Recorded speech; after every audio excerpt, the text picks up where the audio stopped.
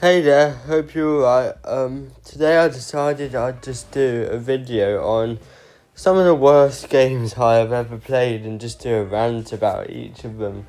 From what I can remember, some I can remember a lot about, some not so much. But yeah, I thought I'd just do a video about it, and see what are the worst games I've ever played, so that you guys don't decide to play some of this shit. By the way, this video is a bit long, so if you want to skip to any games, feel free to do so. So the first game I'm going to put on the list is Farming Simulator 19. I genuinely don't know who in their right mind thought this piece of shit was a good idea for it. Just go back to the drawing board. When you're thinking of things that people want to play, why the fuck would you make a game about sitting on a tractor on a farm plowing through crops? Like, that is literally it. The only reason why I got this game, and thank God I did not pay for it, is because it was free as a PS Plus game. You know how you get those monthly games? You get 3 monthly games for free, and most of the time they're pretty bad. Like, I was looking through the other day, what 3 PS Plus games might I want to play, because I had nothing to play. And I was looking at them, and like, most of them just did not look good. Like, I think I got an 8 out of 10 game on Metacritic. Like, user scores were about 8 out of 10. And then the rest of them were just, like, not that good. Like, they just looked really bad. And Farming Simulator 19 is one of those games that you get free for PS Plus and you just never play. And for some reason I decided to play it. Maybe I was bored, but do not play this game. All you do is, like, sit on a tractor and farm crops. It's boring as shit. The next game is actually another PS Plus game that it was actually out this month, and that is Ark Survival Ascended. Now, I had seen a couple of videos of this game, and I saw, people building bases, and then the bases get raided, and it's a multiplayer game and all that stuff, and there's dinosaurs, and I thought it looked quite interesting. Like, it could be quite funny. You build a base, you raid other people's bases. Sure, people get pissed off, but, like, that's what you gotta expect from the game if you're going into it. And what I played this game with a friend, and what I got was one of the most boring games that I've ever played. I genuinely don't know, like, what you were meant to be doing. Like, it started off a bit like Minecraft Survival, you punch trees, pick up stuff, things like that. We built a small base. I wouldn't even call it a base. We built some floors, some wooden floors and walls, and we had no clue what was going on. There's not a tutorial. Most of the servers are like, there's hardly anyone on it, and the servers where there is people on it, it asks you to pay money for the map. You have to pay money to play on a map. How greedy is that? Now, I know that I can't really call it super greedy since I did get it for free, but I don't know whether that was the decision of the developers or not to make it free. I'm sure it probably was, but it was just really boring. Like, I had no clue what I was doing at all. The next game is, again, another PS Plus game. Wow, does that not say something about how bad PS Plus is? Like, I was looking at the subscriptions the other day, and I was going to get one of the higher ones, but the games are just not worth it. Like, there's like 1 or 2 games that might be worth it, and that was it. But anyway, this was a free game. I think it was a monthly game, but I'm not sure. And that's Nioh 2.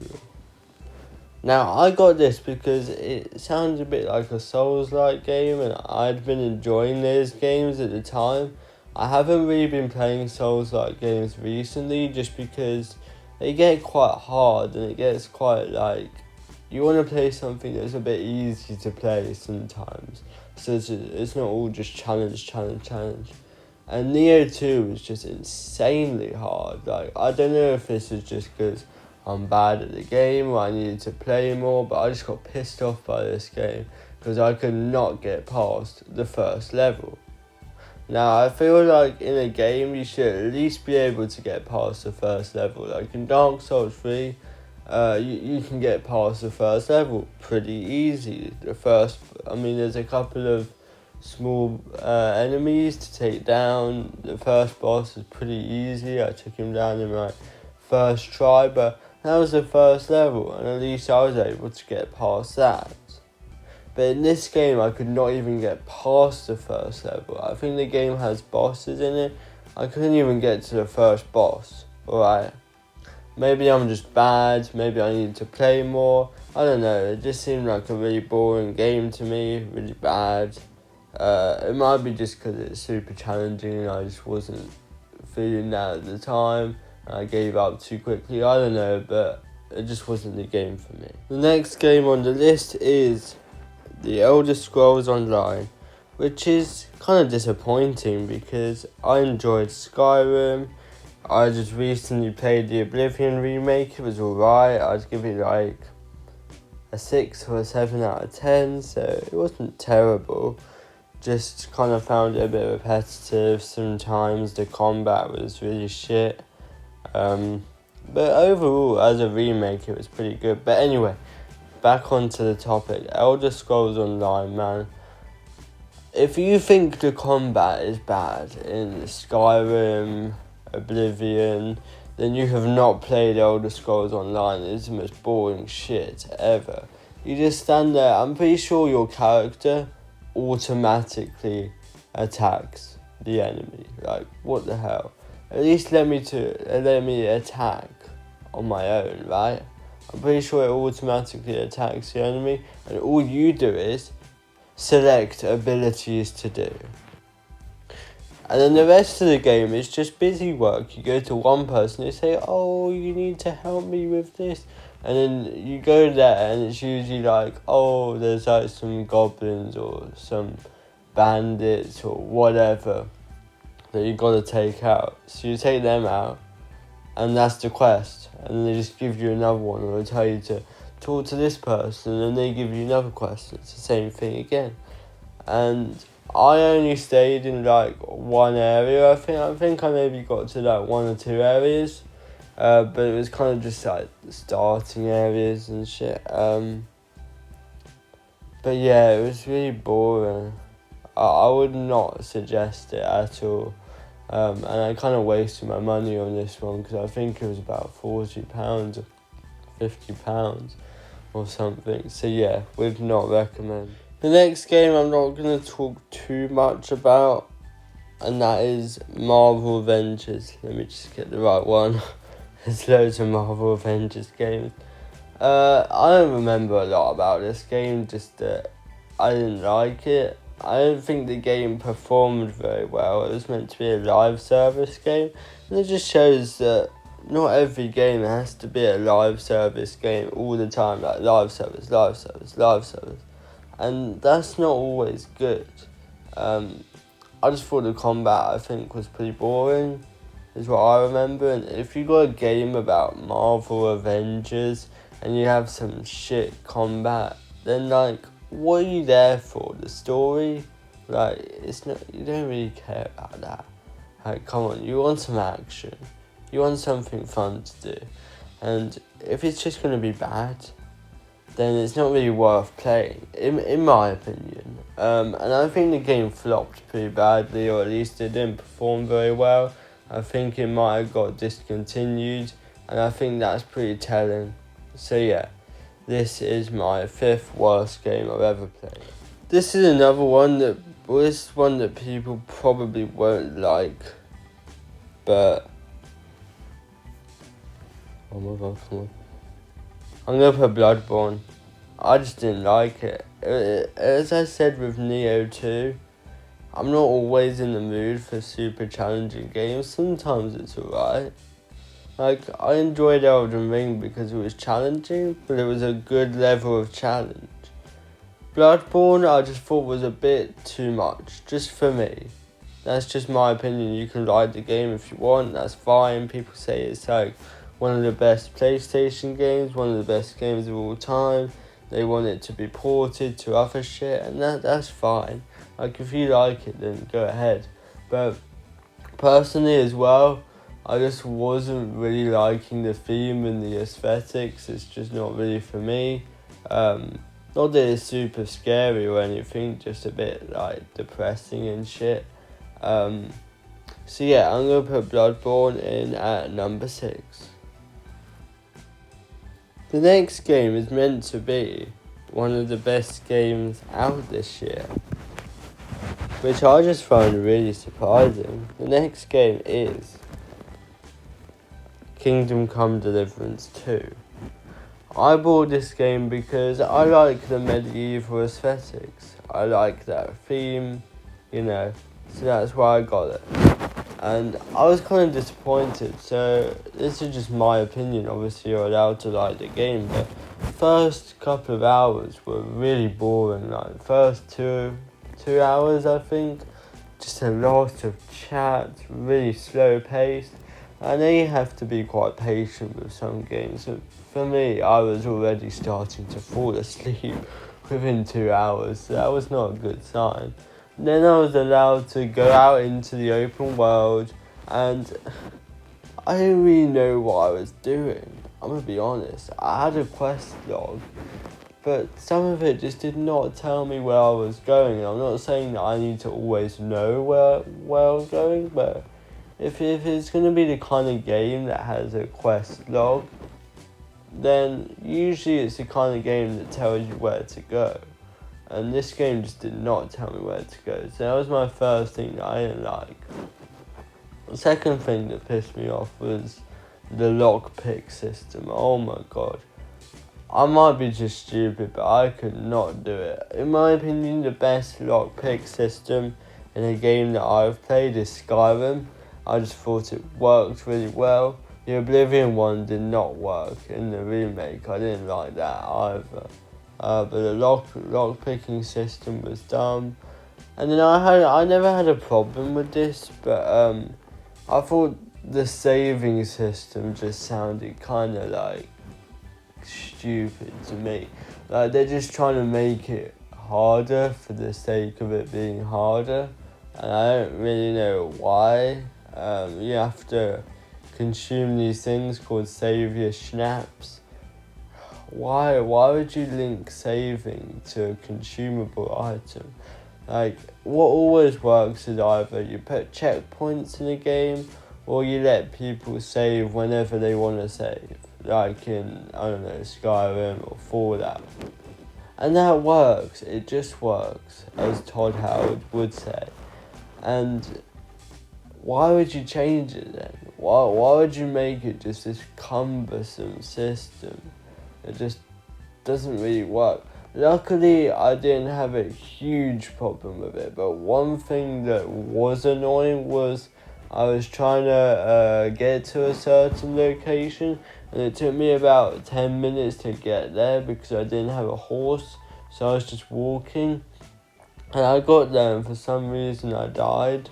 I think I did something that meant that the police, not the police, but whatever, were trying to kill me. I don't know what I did. I maybe stole something, I think. And then I was set all the way back 10 minutes because I could not save the game. And to me, that is just tedious because on that journey, should I tell you what happened on that 10-minute journey to get there? Nothing. Nothing interesting happened. And one really important thing with games, I think, is that if you're making the player go from A to B on an open world map and the distance is quite long, at least have something interesting on the way, or at least have a way to speed up the journey. And maybe it was a horse. Maybe I should have got a horse.